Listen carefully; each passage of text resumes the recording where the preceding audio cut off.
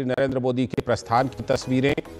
हमारे साथ हमारे संवाददाता अरुण शर्मा जुड़ चुके हैं इस पर और ज्यादा जानकारी देने के लिए। अरुण, प्रधानमंत्री नरेंद्र मोदी सरकार 3.2 बनने के बाद ये पहली विदेश यात्रा, कितनी अहमियत है इस विदेश यात्रा की अरुण?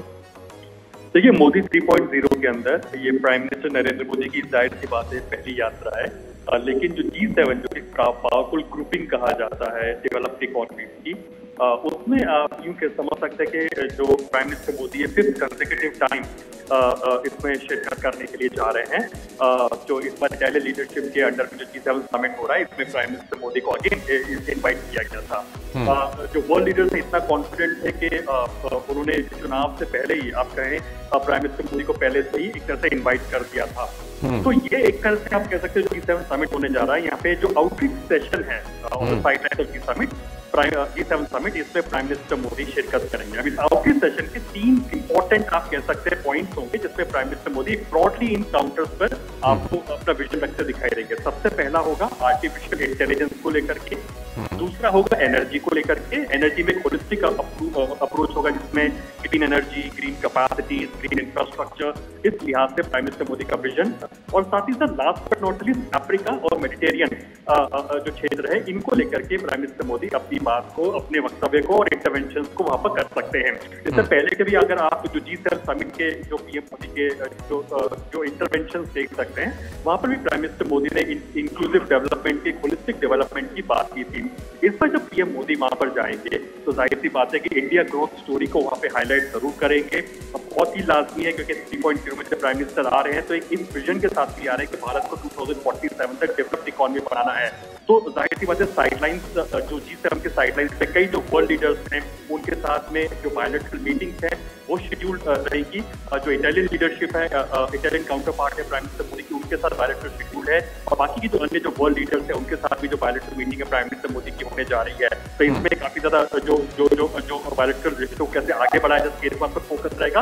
और मल्टीलैटरल एस्पेक्ट के पॉइंट ऑफ व्यू से जो आउटरीच सेशन में भारत जो शिरकत करने जा रहा है, तो एआई और एनर्जी को लेकर के बहुत इंपॉर्टेंट क्या विजन भारत का है, क्योंकि पहले भी प्राइम मिनिस्टर मोदी ने कई मल्टीलैटरल प्लेटफॉर्म पर कहा था कि एआई जैसे इश्यू को लेकर के हमें एक कोलैबोरेटिव एफर्ट, कोलैबोरेटिव अप्रोच की जरूरत है। क्योंकि एआई जो है जितना हमारे लिए फायदेमंद है उसमें कई सारे फ्लिप पॉइंट्स भी हैं। तो कैसे कोऑर्डिनेटेड एफर्ट हो सके, तमाम देशों को साथ में आना होगा और जो टेक्नोलॉजी है वो डेमोक्रेटाइज हो, केवल डेवलप्ड इकोनॉमीज के पास ना रहे। तो इस तरह के विजन को वो पहले भी रख चुके हैं। तो अब मोदी 3.0 के अंदर प्राइम मिनिस्टर मोदी का क्या कुछ आउटलुक रहता है इसकी जो पहली विजिट मानी जा रही है, उस लिहाज से बहुत इंपॉर्टेंट प्राइम मिनिस्टर मोदी का दौरा रहने जा रहा है। बिकॉज G7 अपने आप में बहुत पावरफुल ग्रुपिंग मानी जाती है और उसमें प्राइम मिनिस्टर मोदी का शिरकत करना, मोदी 3.0 में सबसे पहली विजिट प्राइम मिनिस्टर मोदी की, ऑफिस कंजर्वेटिव विजिट आप कह सकते हैं प्राइम मिनिस्टर मोदी की G7 समिट के अंदर। तो जाहिर सी बात है कि बहुत इंपॉर्टेंट रह सकता है इस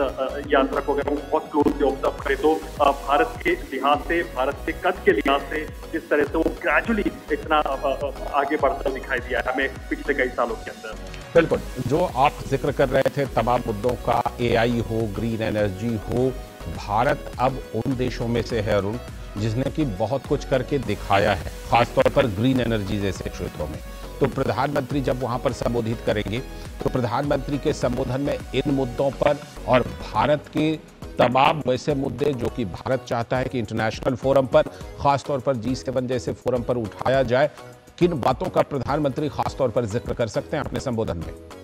देखिए, भारत इन बातों को अपने इंटरवेंशन में लेकर के आ सकता है। बहुत लाइकली है कि भारत ने क्या कुछ स्टेप्स एक तो लिए हैं और भारत के लिए क्या एक, भारत की तरफ से क्या एक मंत्र हो सकता है ग्लोबल प्लेटफॉर्म और डेवलप्ड इकोनॉमीज के लिए कि वो फॉलो कर सके। क्योंकि आपको याद होगा कि प्राइम मिनिस्टर मोदी जब भी ऐसे मल्टीलैटरल प्लेटफॉर्म्स पर इंटरवेंशन करते हैं या साइडलाइंस पर जो सेशंस को संबोधित करते हैं तो एक 4 पॉइंट या 5 पॉइंट का विजन रखते हैं, वो शॉर्ट फॉर्म्स देते हैं, मंत्रा देते हैं कि हमें इन चीजों पर फॉलो अप करना चाहिए। आपको याद होगा कि जैसे जहाँ तक हमने ग्रीन या एनर्जी की बात की है तो भारत ऑलरेडी इस बात पर फोकस कर रहा है कि कैसे 2070 तक कार्बन न्यूट्रल होता हुआ दिखाई दे। अब इस बात को हम जानते हैं कि कोई भी डेवलपिंग इकोनॉमी इतना बड़े कमिटमेंट नहीं कर सकते, लेकिन भारत उस कमिटमेंट को कर रहा है। और भी कई जो बड़े जो फैसले भारत ले रहा है कि हम लोग कार्बन इंटेंसिटी को अपनी कम करेंगे। इंटरनेशनल सोलर अलायंस को लेकर के भारत लीडरशिप रोल अदा कर रहा है, तो इटली भी कैसे मेंबर नेशन है। तो जाहिर सी बात है कि होलिस्टिक विजन देते हुए दिखाई देगा। ठीक, बहुत बहुत शुक्रिया अरुण जानकारी देने के लिए।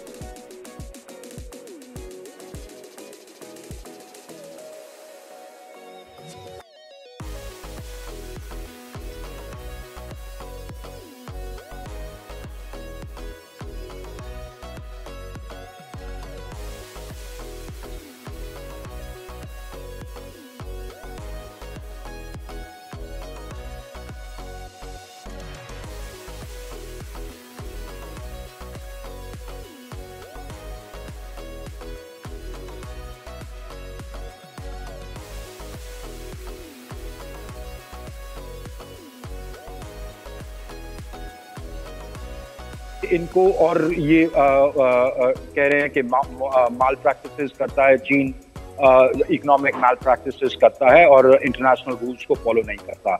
इंडो पैसिफिक भी एक इशू था कि जिस तरह की चीन की एग्रेशन है उस पर भी चर्चा हुई। तो यूक्रेन और चीन को लेके मेरे ख्याल से ये दो अहम थे जो डोमिनेट किए इस G7 सम्मेलन को। जी, मैं आपके पास आता हूं अमृत, और प्रोफेसर हर्षवी पंत भी मेरे साथ जुड़े हुए हैं। लेकिन इस वक्त जो है वो फैमिली फ़ोटो जो है ये वहाँ से इस वक्त जो है तमाम जो लोग जिनको आमंत्रित किया गया अपुलिया में, वो सभी लोग एक ही फ्रेम में आप यहाँ देख रहे हैं। प्रधानमंत्री नरेंद्र मोदी और बाकी सभी लोग ये जी अशोक जी, ये फैमिली फोटोग्राफ है जो, क्योंकि आज जो आउटरीच कंट्रीज थे, पार्टनर कंट्रीज थे, उनके साथ एक फोटोग्राफ आप देख सकते हैं। प्रधानमंत्री मोदी और जो अन्य पार्टनर कंट्रीज आए, 11 पार्टनर कंट्रीज और 5 इंटरनेशनल ऑर्गेनाइजेशंस भी आमंत्रित की गए। यूएन सेक्रेटरी जनरल वहाँ थे, वर्ल्ड बैंक के प्रेसिडेंट वहाँ थे, तो ILO के चीफ वहाँ थे। तो इन सब लोगों की G7 लीडरशिप के साथ एक फैमिली फोटोग्राफ है जिसकी तस्वीरें आप अपनी टीवी स्क्रीन पे इस वक्त दिखा रहे हैं। जी हाँ, बिल्कुल, ये तस्वीर जो फैमिली फोटो है जिसके बारे में बताया, सभी लोग जो लोग वहाँ उस बैठक में हैं जिनको आमंत्रित किया गया, और जो वो सभी लोग वहाँ G7 के सदस्य हैं मौजूद थे। जी डॉक्टर हर्षवी पंत, अमृतपाल जो बता रहे थे, जो एक जॉइंट डिक्लेरेशन की बात कर रहे थे, और जाहिर सी बात है पिछले कुछ समय से लगातार इस तरह की जब लगातार बैठकें हो रही हैं, तो कहीं ना कहीं जो है वो हमेशा यूक्रेन और रूस का मुद्दा जो है वो हमेशा एक इम्पोर्टेंस पे बना रहता है, और ऐसे में बहुत इंपॉर्टेंट चीज़ें कई बार मुझे लगता है कि वो शायद पीछे रह जाती हैं। क्या ऐसा इस वक्त आपको भी लग रहा है? और ये फैमिली फ़ोटो, इसको लेकर कोई आप कमेंट करेंगे? देखिए, ये फैमिली फ़ोटो में अगर आप देखें तो जो रिप्रेजेंटेशन है वो क्लीन है, जो उसकी प्रायोरिटीज़ हैं अफ्रीका में या मिडल ईस्ट में, उसको रिफ्लेक्ट करने की कोशिश करी है।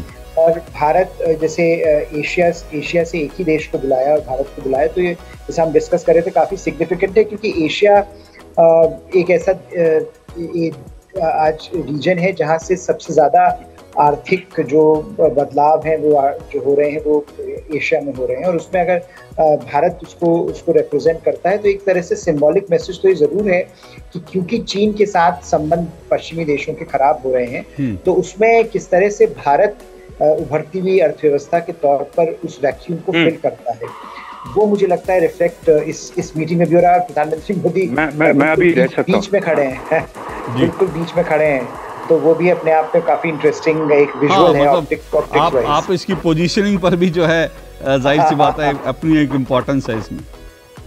हाँ, तो वो लेकिन जैसा आप इशू जिसका आप डिस्कशन कर रहे थे कि पश्चिमी देशों के लिए G7 के लिए यूक्रेन बहुत बड़ा मसला है और उस मसले से बाहर नहीं निकल पा रहा है G7, और इसी का कारण है कि इसी वजह से जो एक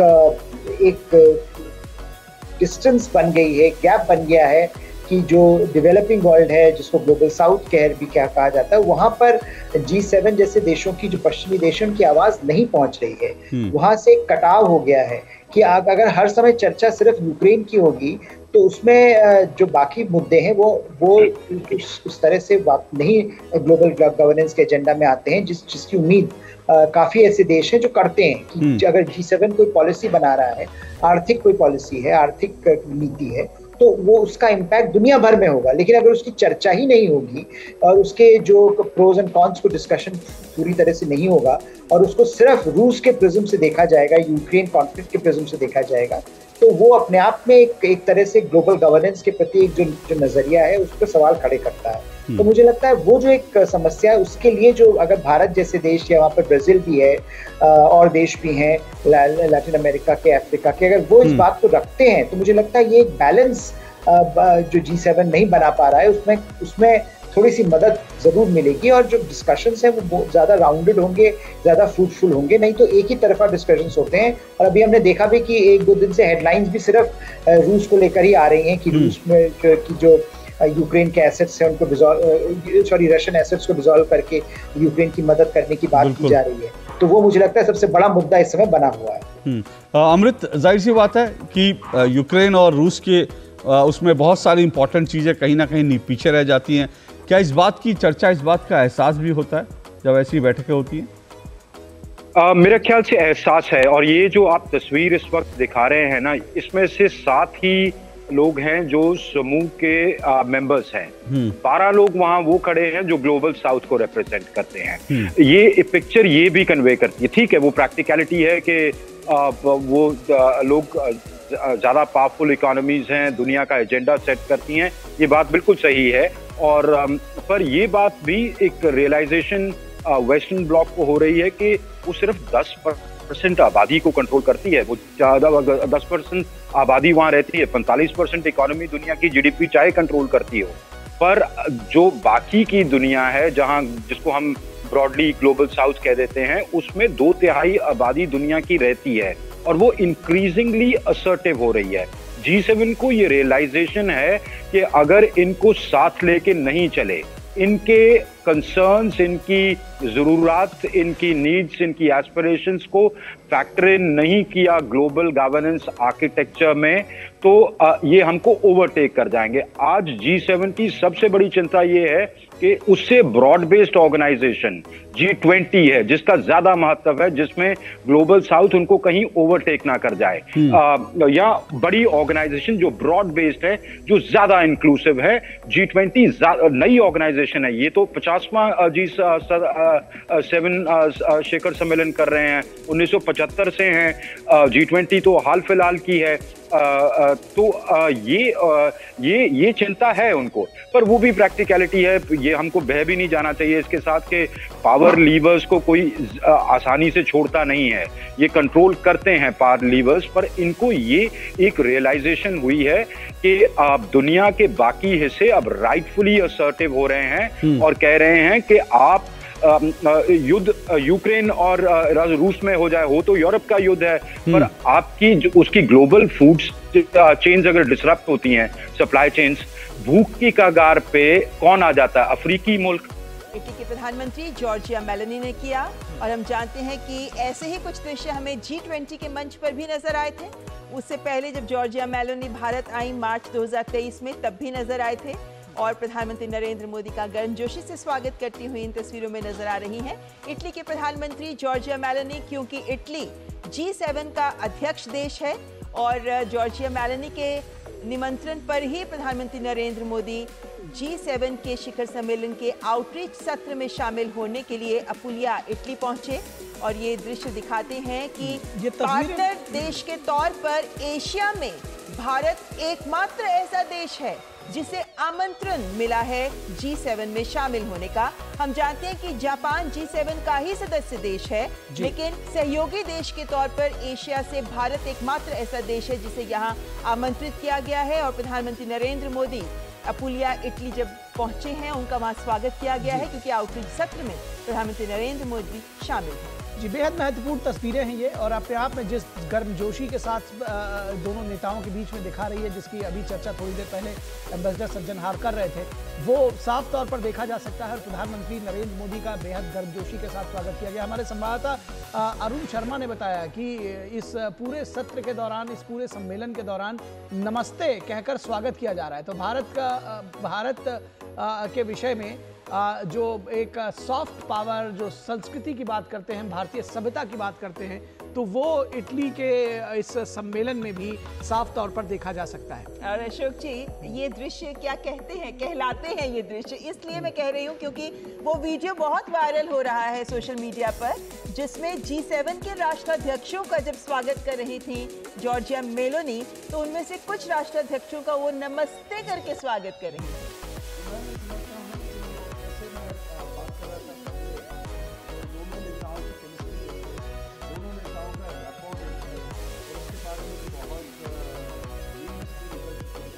पहले, परंतु ये बताता है जो जॉर्जिया मेलोनी इटली के जो प्रधानमंत्री हैं, वो भारतीय संस्कृति में काफ़ी हद तक रम गई हैं। और जैसे वो अभी उन्होंने स्वागत किया, नॉर्मली अगर वो स्वागत करते हैं हाथ मिलाकर स्वागत करते हैं और नेताओं का, परंतु यहाँ पर उन्होंने बिल्कुल वही शिष्टाचार, वही शालीनता, वही सांस्कृतिक तरीके से भारत के प्रधानमंत्री का उन्होंने स्वागत किया है और बहुत ही अच्छे तरीके से, जैसे हम बात कर रहे थे, जो ये एक बड़ा अच्छा प्लेटफॉर्म बनता है जब दोनों नेताओं में इतनी अच्छी केमिस्ट्री हो, दोनों बहुत अच्छा प्लेटफॉर्म बनता है जो अपने द्विपक्षीय संबंधों को हम और आगे कैसे ले जा सकते हैं। और एम्बेसडर सज्जनहार हमारे साथ यहाँ पर अरुण शर्मा हमारे संवाददाता जुड़े हुए हैं।